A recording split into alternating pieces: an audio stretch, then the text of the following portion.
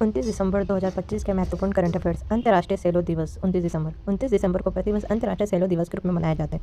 ये दिन संगीत प्रेमियों और विशेष रूप से सेलो वादक के लिए समर्पित है। सोलो एक प्रमुख वाद्य यंत्र है जो अपने गहरे और मधुर स्वर के लिए जाना जाता है। इस दिन की शुरुआत संगीत की दुनिया में इस वाद्य यंत्र के महत्व को रेखांकित करने और इसके कलाकारों को सम्मानित करने के उद्देश्य की गई है। राष्ट्रीय बाल पुरस्कार और वैभव सूर्यवंशी। हाल ही में भारत के राष्ट्रपति द्रौपदी मुर्मू ने युवा क्रिकेटर वैभव सूर्यवंशी को राष्ट्रीय बाल पुरस्कार से सम्मानित किया।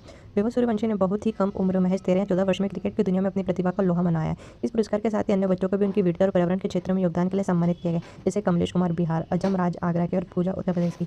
अरावली पर्वतमाला और खनन पर प्रतिबंध। पर्यावरण संरक्षण की दिशा में एक बड़ा कदम उठाते हुए केंद्र सरकार ने अरावली पर्वतमाला में नए खनन पट्टों के आवंटन पर पूर्ण प्रतिबंध लगा दिया है। अरावली दुनिया की सबसे पुरानी पर्वत श्रृंखला में से एक है जो गुजरात, राजस्थान, हरियाणा और दिल्ली तक फैली हुई है।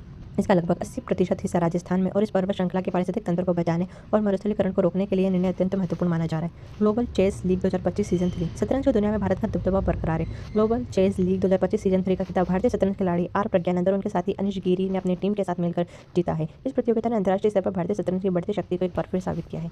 5वां अंतर्राष्ट्रीय मुख्य सचिव सम्मेलन। हाल में प्रधानमंत्री नरेंद्र मोदी ने 5वें राष्ट्रीय मुख्य सचिव सम्मेलन की अध्यक्षता की। इस सम्मेलन का मुख्य विषय थीम है विकसित भारत के लिए मानव पूंजी रखा गया। इसका मुख्य उद्देश्य भारत की विशाल जनसंख्या को एक कुशल और उत्पादक भविष्य के लिए तैयार करना है ताकि विकसित भारत के लक्ष्य को प्राप्त किया जा सके। आईआईटी पटना द्वारा सुपर कंप्यूटर का शुभारंभ। हाल ही में आईआईटी पटना ने कंप्यूटिंग सुविधा क्षेत्र में अनुसंधान और नवाचार को बढ़ावा देने के लिए एक नया सुपर कंप्यूटर लॉन्च किया है। आईआईटी पटना की स्थापना 6 अगस्त 2008 को हुई थी और वर्तमान में इसके निर्देशक प्रो टीसी है। ये कदम तकनीकी शिक्षा और अनुसंधान के क्षेत्र में संस्थान की क्षमताओं को और मजबूत करेगी। मध्य प्रदेश पुलिस की E0 FIR व्यवस्था। मध्य प्रदेश पुलिस ने साइबर वित्तीय धोखाधड़ी के मामलों से निपटने के लिए E0 FIR व्यवस्था लागू की है। दिल्ली के बाद मध्य प्रदेश इस तरह की व्यवस्था लागू करने वाला दूसरा राज्य बन गया है। ये व्यवस्था नए आपराधिक कानून BNSS की धारा 173 के तहत संचालित होगी। साइबर अपराध की रिपोर्ट करने के लिए हेल्पलाइन नंबर 1930 भी सक्रिय है।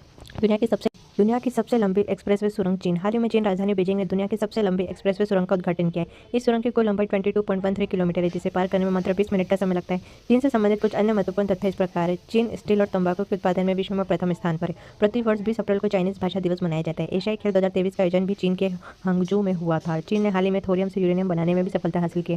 राष्ट्रीय खुफिया ग्रिड और NPR का जुड़ाव। भारत सरकार ने देश की आंतरिक सुरक्षा और खुफिया जानकारी जुटाने की व्यवस्था को और अधिक सुदृढ़ करने के लिए एक महत्वपूर्ण कदम उठाया है। हाल ही में राष्ट्रीय खुफिया ग्रिड NT ग्रिड को राष्ट्रीय जनसंख्या रजिस्टर के डेटाबेस से जोड़ दिया गया है। इस एकीकरण का मुख्य उद्देश्य संदिग्ध गतिविधियों पर नजर रखने के लिए सूचनाओं के आदान प्रदान में सुधार करना और सुरक्षा एजेंसियों को रियल टाइम डेटा उपलब्ध कराना है। तो दोस्तों, ये पार्ट 1 था करंट अफेयर्स का। पार्ट 2 इसके नेक्स्ट वीडियो में आएगा, तो ऐसे मेरे वीडियो को लाइक और सब्सक्राइब कीजिए और ऐसे इन्फॉर्मेशन के लिए मेरे वीडियो को देखते रहिए।